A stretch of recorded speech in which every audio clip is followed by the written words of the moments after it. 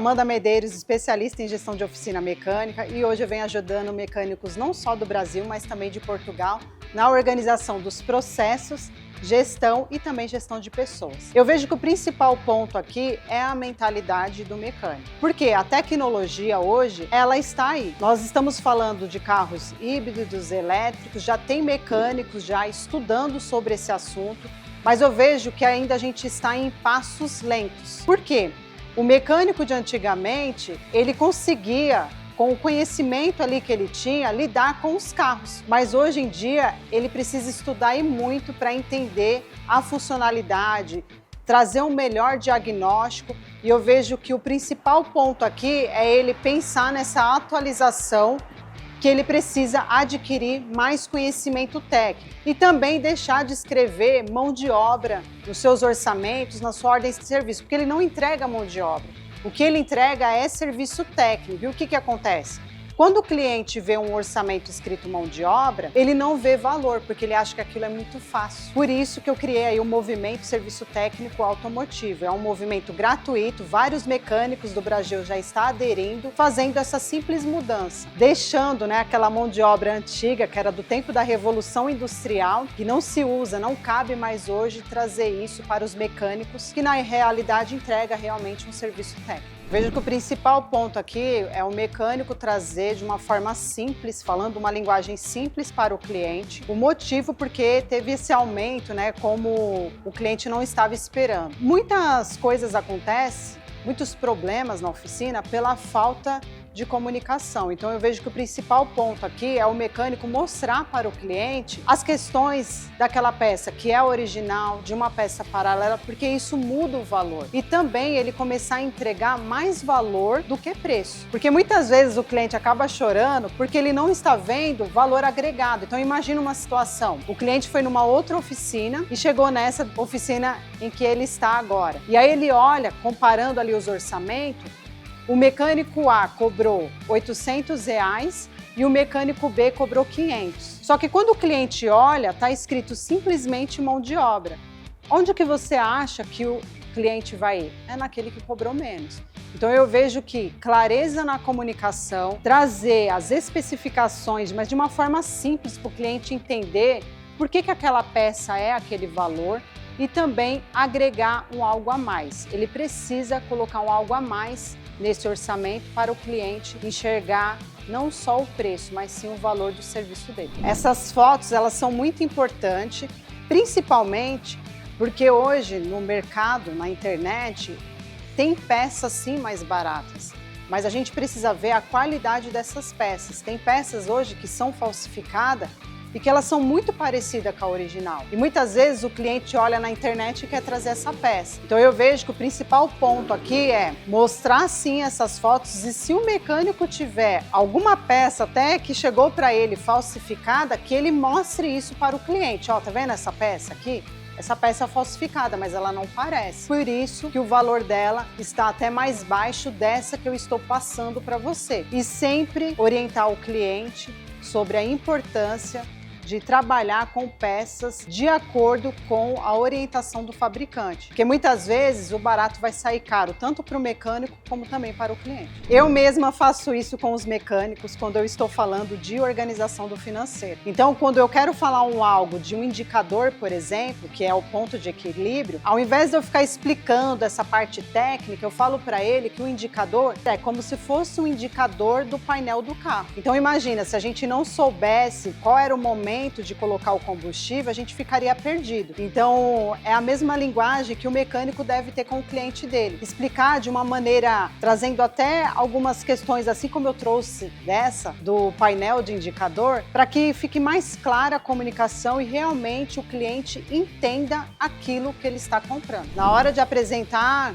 essas peças, quais são a paralela e quais são as originais, enfim, é muito importante trazer primeiramente o custo-benefício. Muitas vezes esse cliente ele vai pagar sim mais barato em uma peça, só que a gente tem que levar algumas coisas em consideração, como por exemplo o prazo de garantia e até a durabilidade dessa peça. Então eu sempre falo para o mecânico, olha, quando você for montar o orçamento para mostrar para o seu cliente, fala a marca que você está trabalhando.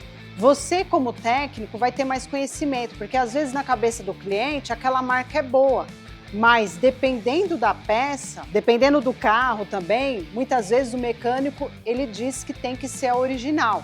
E para ele poder passar isso para o cliente, ele tem que vir com uma explicação, até fazendo um comparativo, até do prejuízo que o cliente pode ter em, por exemplo, querer uma peça até mesmo recondicionada, porque isso também muda muito, né? Às vezes ele vai pagar mais caro, mas ele também vai ter uma garantia, ele vai saber realmente a procedência dessa peça, então eu vejo que é fundamental realmente trazer de uma forma clara essa orientação. Olha, tem um impacto muito bacana quando a gente introduz o cliente. E eu vejo que é desde a entrada desse carro na oficina. Então, quando o mecânico ele cria processos, a comunicação fica clara assim que esse carro chega. Eu até quero trazer aqui algo que aconteceu, porque eu estive presente nessa oficina do meu cliente, em que o cliente ficou olhando a lousa que o mecânico, através da orientação da consultoria, tinha feito, que era o Kanban. Ele parou ali no meio da oficina e ficou olhando a data que o carro chegou, enfim, as informações até do próprio carro dele.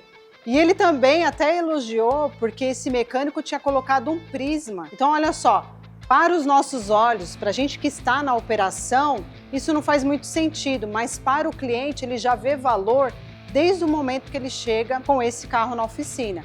E é através do tratamento em que eu dou para ele, desde a entrada, saída até pós-venda, que ele com certeza ele vai fazer a indicação. Eu até costumo falar para o mecânico, você manda mensagem para o seu cliente parabenizando ele, porque às vezes nem o parente lembrou do aniversário.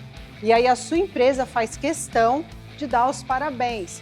Vencimento da CNH, parece bobo, né? Ah, Amanda, mas isso não é coisa do Detran? Não. Se eu sei o vencimento da CNH do meu cliente, eu posso entrar em contato com ele e avisar, olha, daqui 15 dias vai vencer a sua CNH, só estou passando para te avisar. Parece bobo isso, mas o cliente enxerga como valor. É por isso que a gente está falando aqui, né, sobre a questão do futuro das oficinas, a importância dos mecânicos realmente se atualizarem e entender que o cliente mudou o seu comportamento. Hoje em dia ele não liga muito para o preço, mas ele liga para o valor agregado que você está trazendo no seu trabalho. Isso daí é uma polêmica, viu? Essa questão do marketplace, enfim, de pedir para o cliente trazer a peça. Por quê? O que acontece? Quando o mecânico fala que o cliente pode trazer a peça, muitas vezes essa peça pode dar garantia. E aí o mecânico trata de boca, olha, se der garantia, você vai pagar uma nova mão de obra. Só que já há decisões judiciais em relação a isso. Porque tem juízes que dizem o quê? Que a partir do momento que o mecânico aceitou, a responsabilidade é dele. Só que a lei é uma interpretação, nós não sabemos como que vai ser a decisão de um juiz se de repente o cliente vier a processar a oficina. Tem mecânicos, por exemplo, que falam assim, ah, Amanda, eu até aceito o cliente trazer, só que eu falo a marca que eu quero. Então eu vejo que não existe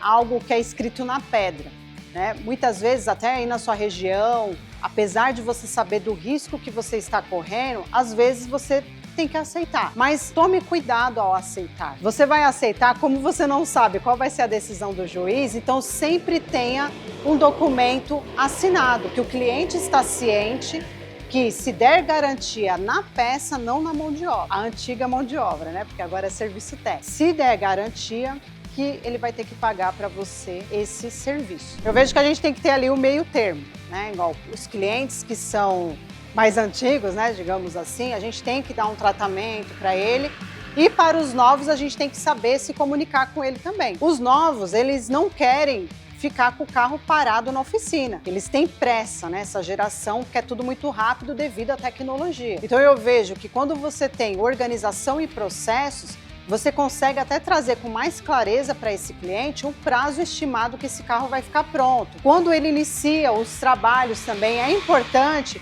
fazer com que o cliente participe disso, tirando foto, gravando vídeo. Olha, iniciamos o trabalho no seu carro. Quando finalizar, ó, já estamos quase finalizando. Chegou uma peça, bate a foto dessa peça e manda para o cliente, porque isso vai gerando o quê?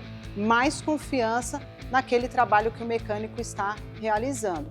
Já com aquelas pessoas, né, que são com uma idade mais avançada, a comunicação, logicamente, ela tem que ser diferente.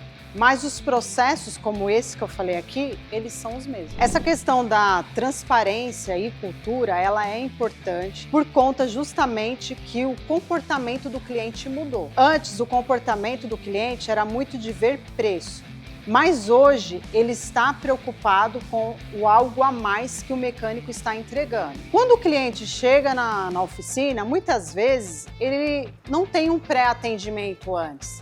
Às vezes até os próprios colaboradores ali do pátio acabam atendendo esse cliente. Só que muitas vezes ele não está num bom dia, digamos assim, né? E isso acaba transparecendo para o cliente. Então eu vejo que o primeiro passo aqui realmente é criar etapas. O cliente chegou, quem que vai fazer esse pré-atendimento? O cliente chega na oficina, eu não vou já abrindo o capô do cliente, eu ofereço uma água, um café, então tem ali uma salinha de recepção do cliente. Depois, a gente coloca as capas de proteção, é muito importante colocar essas capas no carro do cliente. Depois a gente faz a abertura do checklist de entrada para trazer segurança para a oficina e também para o cliente. E depois a gente encaminha esse carro para o mecânico responsável fazer a avaliação. Então eu vejo que quando a gente tem todas essas etapas, a gente melhora a comunicação de todos, desde o cliente até os colaboradores e os donos da oficina também. Eu vejo que a principal aqui, dica que eu posso dar, é que o mecânico, ele pare de entregar serviço, a antiga mão de obra, e comece a fazer um trabalho mais consultivo. Tem coisas que é muito simples, eu ficaria aqui várias horas falando, mas tem algo que muitas oficinas não fazem hoje, que é o quê? Lembra daquele manualzinho que a concessionária costuma entregar para o cliente? Por que a gente não tem esse manual também na oficina com os serviços que já foram realizados no carro desse cliente? São coisas mínimas, a gente entrega isso, o cliente ele vai ter um histórico do que foi feito no carro dele. E quando de repente ele vier a vender esse carro, ele pode mostrar isso, falar, olha, eu tenho até um manual das revisões que foram feitas, então fica tudo mais organizado. Então eu vejo que é a gente parar de ser mão de obra e começar a entregar serviço técnico, que é isso que o mecânico é.